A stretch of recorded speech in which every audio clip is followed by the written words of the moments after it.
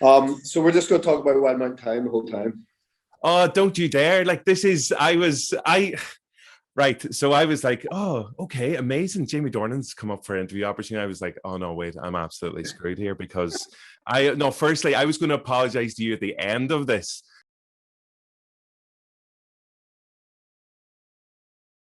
I'm not sure if you saw the reaction to a new film that's coming out, Wild Mountain Time. Oof, it was rough. It was rough. Oof, it was rough. It was rough. I'll get the apology out of the way. I am deeply sorry. I only asked him the question. He gave the answer. Yeah, no, listen, it was fine. I find it funny. You know, it's you just got to say nice stuff about Belfast. Everyone likes it. Sure, you've got to like it. Well, I'm from Derry, so that's not even in my DNA. I can't even say anything nice about Belfast. But no, I cannot wait to see Belfast. It's obviously getting unbelievable reviews. But whenever you popped up in the comments of like the Colin Meaney interview, I was like, "There's no way that's the real Jamie Dornan." Come on, I'm Joe's biggest fan. I'm like, yeah, here, what did they say? Oh, fuck, right, okay. I promise we'll never interview Colin Meaney again, ever again. Guinness NitroSurge, the easy way to experience the ritual of Guinness Surge and Settle wherever you are. Cut! Smooth. Thanks. Very smooth. Mr. Jamie Dornan, it's wonderful to talk to you today. It's a pleasure to meet you. How are you keeping? All right, Owen, how you doing? Good. Slightly mortified, but we're all right. We'll get there. Oh, okay. Where in the world do we find you today? I'm in the Cotswolds in England. Yeah, I've been away on this Belfast train for a long time, but I'm back for a bit and trying to sort of enjoy the madness of leading up. First day of the Advent calendars today, so the kids demanding chocolate at 10 to 7 this morning was a great way to start the day. Breakfast chocolate is one of the most underappreciated things in the world, so I'm all here for it. Oh, it's unbelievable. It truly is.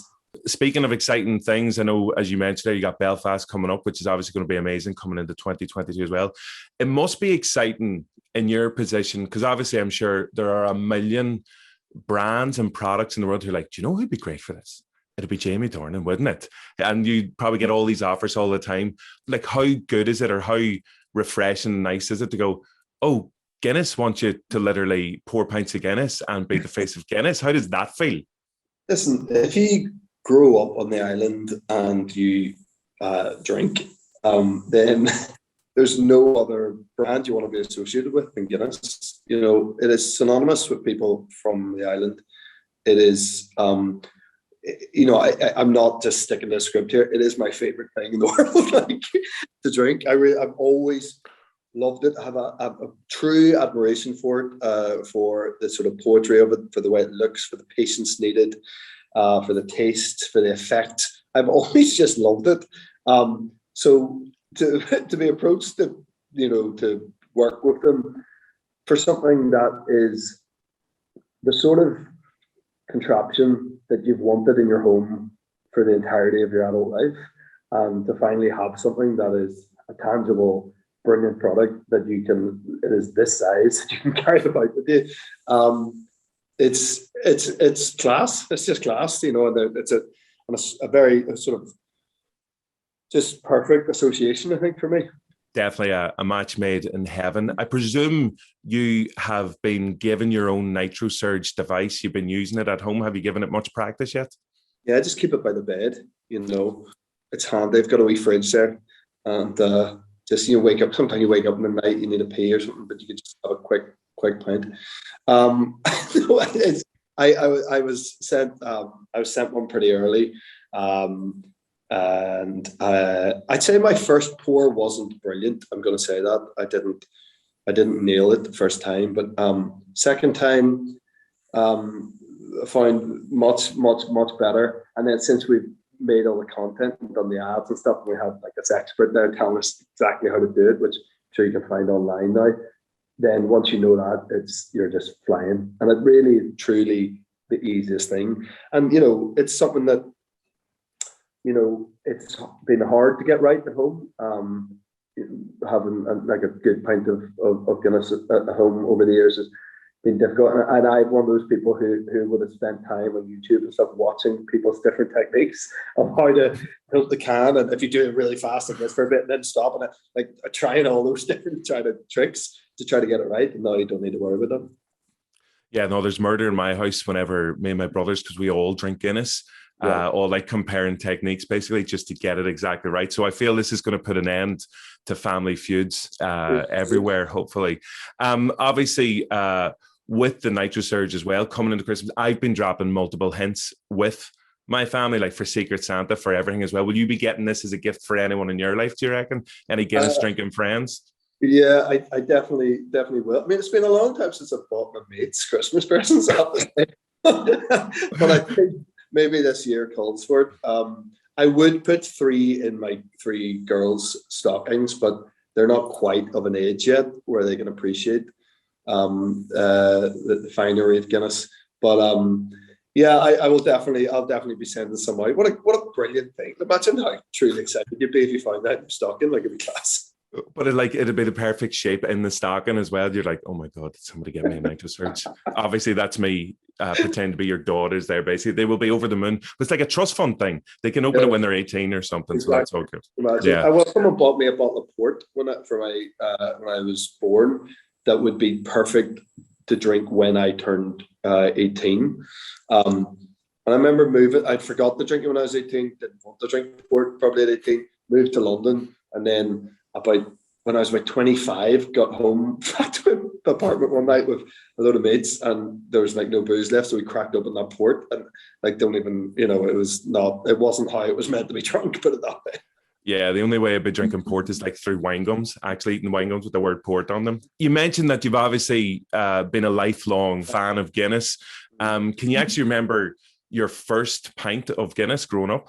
I remember the first time I tasted it and being in a pub in Donegal in Dunfanaghy, and my dad letting me. I was just you're sort of mesmerized by it, and all the people in your family are obsessed with this drink. You're not allowed it, so it makes you football specials all very well and good sitting in the corner up in Donegal, but like I wanted to try it, so I remember my dad giving me a sip of it and getting the wee like tash and everything.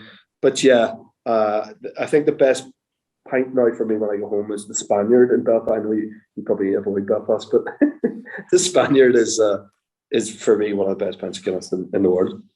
No, the Spaniard. One of my brothers swears by the Spaniard's pints as one of the best in Ireland. Definitely. I had a sneak peek at some of the ads for it, and they're great for the new NitroSurge, and obviously Smooth Operator is a nice theme kind of running through. I'm sure you've met some smooth operators in your time, in your experience, but I was wondering, is there anyone that comes to mind, your Hollywood experience? You're like, okay, yeah, definitely. That, because there's so many people who can work a room well, but have you ever been in somewhere you're like, oh my God, this person's on another level of being a smooth operator?